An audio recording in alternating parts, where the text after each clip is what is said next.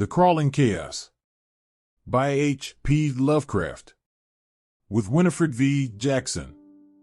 Home, his life, his writings, his creations, his study, popular culture, internet resources about this site. The Crawling Chaos by H.P. Lovecraft with Winifred V. Jackson. Of the pleasures and pains of opium much has been written. The ecstasies and horrors of De Quincey and the parody artificials of Baudelaire are preserved and interpreted with an art which makes them immortal, and the world knows well the beauty, the terror, and the mystery of those obscure realms into which the inspired dreamer is transported. But much as has been told, no man has yet dared intimate the nature of the phantasms thus unfolded to the mind, or hint at the direction of the unheard-of roads along whose ornate and exotic course the partaker of the drug is so irresistibly borne. De Quincey was drawn back into Asia, that teeming land of nebulous shadows whose hideous antiquity is so impressive that the vast age of the race and name overpowers the sense of youth in the individual, but farther than that he dared not go. Those who have gone farther seldom returned, and even when they have been either silent or quite mad. I took opium but once, in the year of the plague, when doctors sought to deaden the agonies they could not cure. There was an overdose, my physician was worn out with horror and exertion, and I traveled very far indeed. In the end I returned and lived, but my nights are filled with strange memories, nor have I ever permitted a doctor to give me opium again. The pain and pounding in my head had been quite unendurable when the drug was administered. Of the future I had no heed. To escape, whether by cure, unconsciousness, or death, was all that concerned me. I was partly delirious, so that it is hard to place the exact moment of transition, but I think the effect must have begun shortly before the pounding ceased to be painful. As I have said, there was an overdose, so my reactions were probably far from normal. The sensation of falling, curiously dissociated from the idea of gravity or direction, was paramount, though there was a subsidiary impression of unseen throngs in incalculable profusion, throngs of infinitely diverse nature, but all more or less related to me. Sometimes it seemed less as though I were falling, than as though the universe or the ages were falling past me. Suddenly my pain ceased, and I began to associate the pounding with an external rather than internal force. The falling had ceased also, giving place to a sensation of uneasy, temporary rest, and when I listened closely, I fancied the pounding was that of the vast, inscrutable sea as its sinister, colossal breakers lacerated some desolate shore after a storm of titanic magnitude. Then I opened my eyes. For a moment my surroundings seemed confused, like a projected image hopelessly out of focus, but gradually I realized my solitary presence in a strange and beautiful room lighted by many windows. Of the exact nature of the apartment I could form no idea, for my thoughts were still far from settled, but I noticed varicolored rugs and draperies, elaborately fashioned tables, chairs, ottomans, and divans, and delicate vases and ornaments which conveyed a suggestion of the exotic without being actually alien. These things I noticed, yet they were not long uppermost in my mind.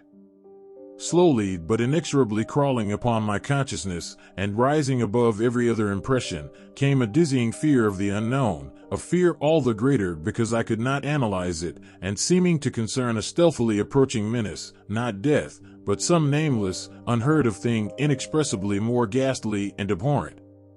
Presently I realized that the direct symbol and excitant of my fear was the hideous pounding whose incessant reverberations throbbed maddeningly against my exhausted brain. It seemed to come from a point outside and below the edifice in which I stood, and to associate itself with the most terrifying mental images. I felt that some horrible scene or object lurked beyond the silk-hung walls, and shrank from glancing through the arched, latticed windows that opened so bewilderingly on every hand. Perceiving shutters attached to these windows, I closed them all, averting my eyes from the exterior as I did so. Then, employing a flint and steel which I found on one of the small tables, I lit the many candles reposing about the walls and arabesque sconces. The added sense of security brought by closed shutters and artificial light calmed my nerves to some degree, but I could not shut out the monotonous pounding. Now that I was calmer, the sound became as fascinating as it was fearful, and I felt a contradictory desire to seek out its source despite my still powerful shrinking. Opening a portiere at the side of the room nearest the pounding, I beheld a small and richly draped corridor ending in a carven door and large oriel window.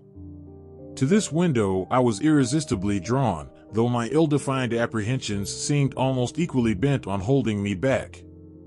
As I approached it, I could see a chaotic whirl of waters in the distance. Then, as I attained it and glanced out on all sides, the stupendous picture of my surroundings burst upon me with full and devastating force.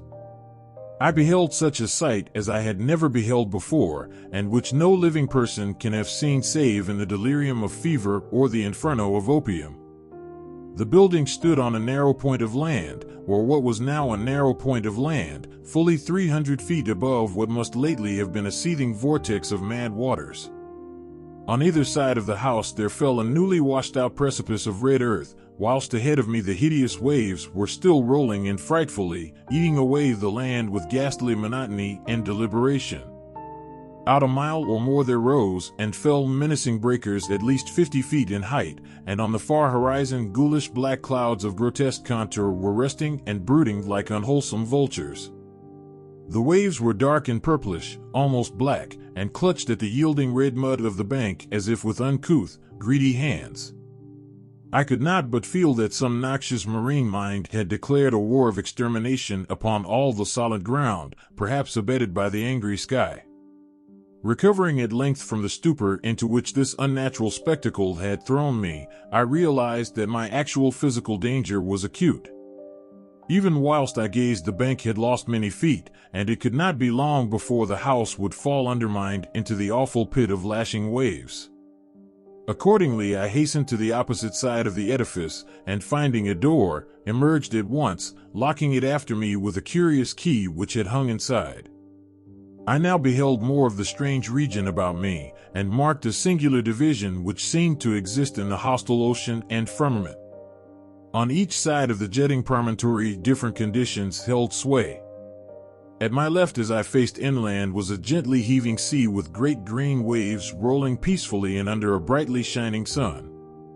Something about that sun's nature and position made me shudder, but I could not then tell, and cannot tell now, what it was. At my right also was the sea, but it was blue, calm, and only gently undulating, while the sky above it was darker and the washed-out bank more nearly white than reddish. I now turned my attention to the land, and found occasion for fresh surprise, for the vegetation resembled nothing I had ever seen or read about. It was apparently tropical or at least subtropical, a conclusion borne out by the intense heat of the air. Sometimes I thought I could trace strange analogies with the flora of my native land, fancying that the well-known plants and shrubs might assume such forms under a radical change of climate, but the gigantic and omnipresent palm trees were plainly foreign. The house I had just left was very small, hardly more than a cottage, but its material was evidently marble, and its architecture was weird and composite, involving a quaint fusion of Western and Eastern forms. At the corners were Corinthian columns, but the red tile roof was like that of a Chinese pagoda. From the door inland there stretched a path of singularly white sand, about 4 feet wide, and lined on either side with stately palms and unidentifiable flowering shrubs and plants. It lay toward the side of the promontory where the sea was blue and the bank rather whitish. Down this path I felt impelled to flee, as if pursued by some malignant spirit from the pounding ocean. At first it was slightly uphill, then I reached a gentle crest. Behind me I saw the scene I had left, the entire point with the cottage and the black water, with the green sea on one side and the blue sea on the other, and a curse unnamed and unnameable lowering over all. I never saw it again, and often wonder. After this last look I strode ahead and surveyed the inland panorama before me. The path, as I have intimated, ran along the right-hand shore as one went inland. Ahead and to the left I now viewed a magnificent valley comprising thousands of acres, and covered with a swaying growth of tropical grass higher than my head. Almost at the limit of vision was a colossal palm tree which seemed to fascinate and beckon me. By this time, wonder and escape from the imperiled peninsula had largely dissipated my fear, but as I paused and sank fatigued to the path, idly digging with my hands into the warm, whitish golden sand, a new and acute sense of danger seized me. Some terror in the swishing tall grass seemed added to that of the diabolically pounding sea, and I started up crying aloud and disjointedly, "Tiger? Tiger? Is it tiger? Beast? Beast? Is it a beast that I am afraid of?" My mind wandered back to an ancient and classical story of tigers which I had read. I strove to recall the author, but had difficulty. Then, in the midst of my fear, I remembered that the tale was by Rudyard Kipling, nor did the grotesqueness of deeming him an ancient author occur to me. I wished for the volume containing this story, and had almost started back toward the doomed cottage to procure it when my better sense and the lure of the palm prevented me. Whether or not I could have resisted the backward beckoning without the counterfascination of the vast palm tree, I do not know. This attraction was now dominant, and I left the path and crawled on hands and knees down the valley slope despite my fear of the grass and of the serpents it might contain. I resolved to fight for life and reason as long as possible against all menaces of sea or land, though I sometimes feared defeat as the maddening swish of the uncanny grasses joined the still audible and irritating pounding of the distant breakers. I would frequently pause and put my hands to my ears for relief, but could never quite shut out the detestable sound. It was, as it seemed to me, only after ages that I finally dragged myself to the beckoning palm tree and lay quiet beneath its protecting shade. There now ensued a series of incidents which transported me to the opposite extremes of ecstasy and horror, incidents which I tremble to recall and dare not seek to interpret. No sooner had I crawled beneath the overhanging foliage of the palm than there dropped from its branches a young child of such beauty as I never beheld before.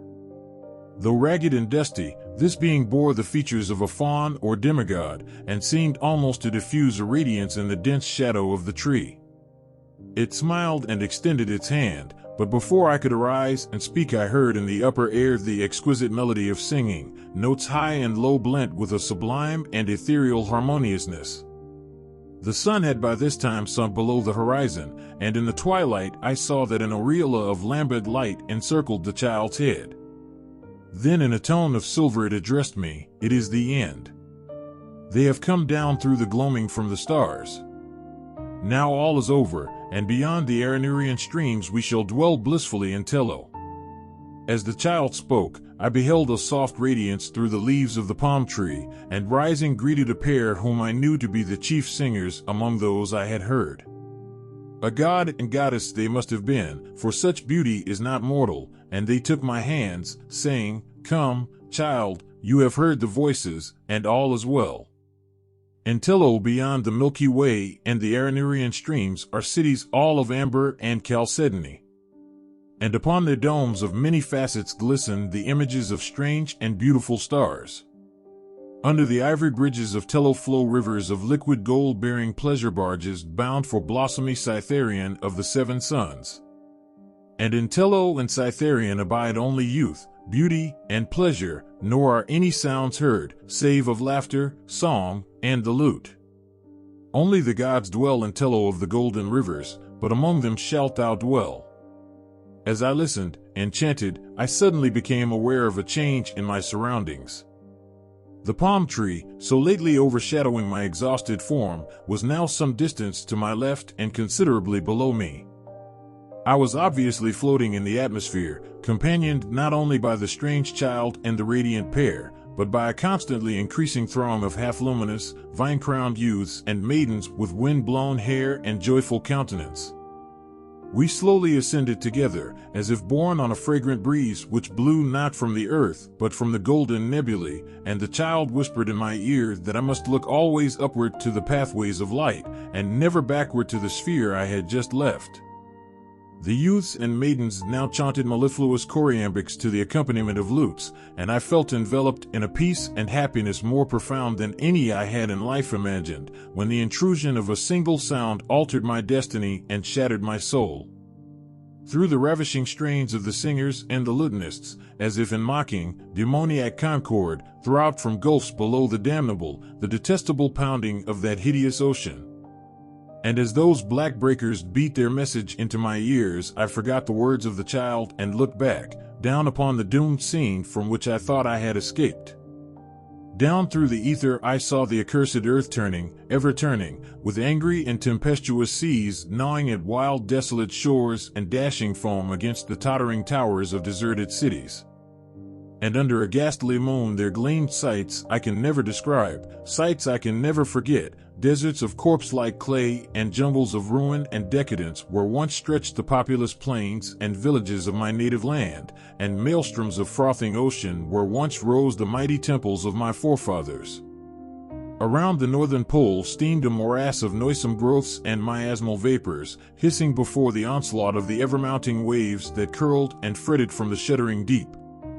Then a rending report clave the night, and athwart the desert of deserts appeared a smoking rift. Still the black ocean foamed and gnawed, eating away the desert on either side as the rift in the center widened and widened. There was now no land left but the desert, and still the fuming ocean ate and ate. All at once I thought even the pounding sea seemed afraid of something, afraid of dark gods of the inner earth that are greater than the evil god of waters, but even if it was it could not turn back, and the desert had suffered too much from those nightmare waves to help them now. So the ocean ate the last of the land and poured into the smoking gulf, thereby giving up all it had ever conquered. From the new flooded lands it flowed again, uncovering death and decay, and from its ancient and immemorial bed it trickled loathsomely, uncovering night secrets of the years when time was young and the gods unborn. Above the waves rose weedy, remembered spires. The moon laid pale lilies of light on dead London, and Paris stood up from its damp grave to be sanctified with stardust. Then rose spires and monoliths that were weedied but not remembered, terrible spires and monoliths of lands that men never knew were lands. There was not any pounding now, but only the unearthly roaring and hissing of waters tumbling into the rift. The smoke of that rift had changed to steam, and almost hid the world as it grew denser and denser. It seared my face and hands, and when I looked to see how it affected my companions, I found they had all disappeared. Then very suddenly it ended, and I knew no more till I awaked upon a bed of convalescence. As the cloud of steam from the Plutonic Gulf finally concealed the entire surface from my sight, all the firmament shrieked at a sudden agony of mad reverberations which shook the trembling ether. In one delirious flash and burst it happened, one blinding, deafening holocaust of fire, smoke, and thunder that dissolved the wan moon as it sped outward to the void. And when the smoke cleared away, and I sought to look upon the earth, I beheld against the background of cold, humorous stars only the dying sun and the pale mournful planets searching for their sister.